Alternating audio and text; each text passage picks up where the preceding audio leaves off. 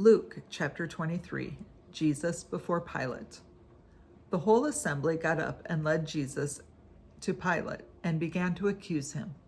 They said, "We have found this man misleading our people, opposing the payment of taxes to Caesar, and claiming that he is the Christ, a king." Pilate asked him, "Are you the king of the Jews?" Jesus replied, "That's what you say." Then Pilate said to the chief priests and the crowds, "I find no legal basis for action against this man." But they objected strenuously, saying, "He agitates the people with his teaching throughout Judea, starting from Galilee all the way here." Jesus before Herod. Hearing this, Pilate asked if the man was Galilean. When he learned that Jesus was from Herod's district, Pilate sent him to Herod, who was also in Jerusalem at that time. Herod was very glad to see Jesus, for he had heard about Jesus and had wanted to see him for quite some time. He was hoping to see Jesus perform some sign.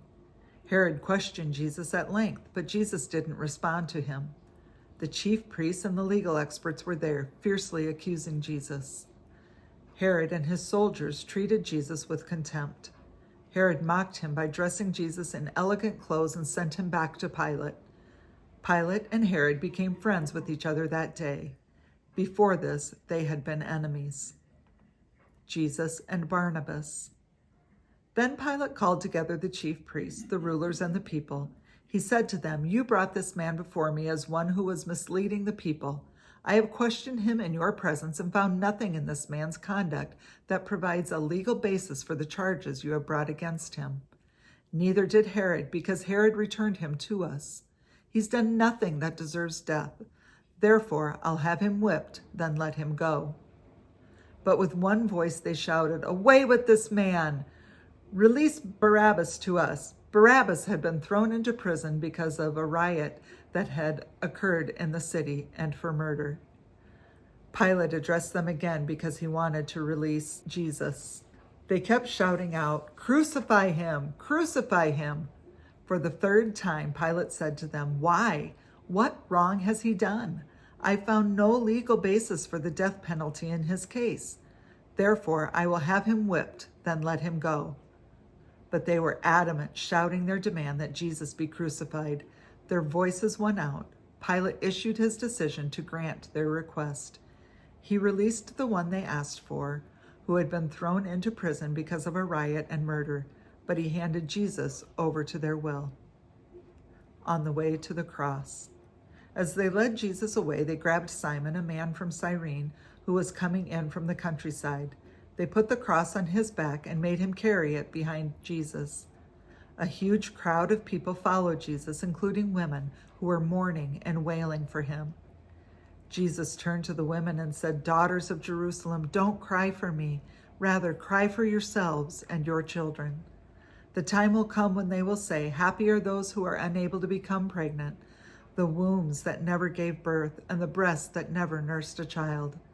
Then they will say to the mountains, 'Fall on us,' and to the hills, 'Cover us.'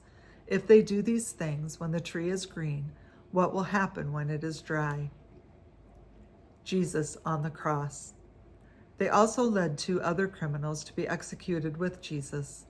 When they arrived at the place called the Skull, they crucified him along with the criminals, one on his right and the other on his left. Jesus said, "Father, forgive them, for they don't know what they're doing." They drew lots as a way of dividing up his clothing. The people were standing around watching, but the leaders sneered at him, saying, "He saved others. Let him save himself if he really is the Christ sent from God, the chosen one." The soldiers also mocked him.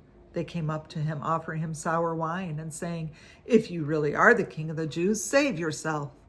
Above his head was a notice of the formal charge against him. It read, "This is the King of the Jews."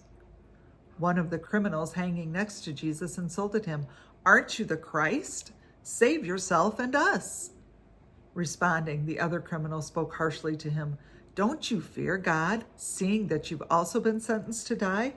We are rightly condemned, for we are receiving the appropriate sentence for what we did.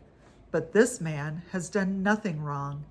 Then he said, "Jesus, remember me when you come into your kingdom."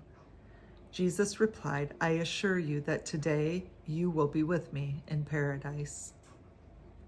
Jesus' death. It was now about noon, and darkness covered the whole earth until about 3 o'clock, when the sun stopped shining. Then the curtain in the sanctuary tore down the middle. Crying out in a loud voice, Jesus said, Father, into your hands I entrust my life. After he said this, he breathed for the last time. When the centurion saw what happened, he praised God, saying, It's really true. This man was righteous. All the crowds who had come together to see this event returned to their homes, beating their chests after seeing what had happened. And everyone who knew him, including the women who had followed him from Galilee, stood at a distance observing these things. Jesus' burial. Now there was a man named Joseph who was a member of the council. He was a good and righteous man. He hadn't agreed with the plan and actions of the council. He was from the Jewish city of Arimathea and eagerly anticipated God's kingdom. This man went to Pilate and asked for Jesus' body.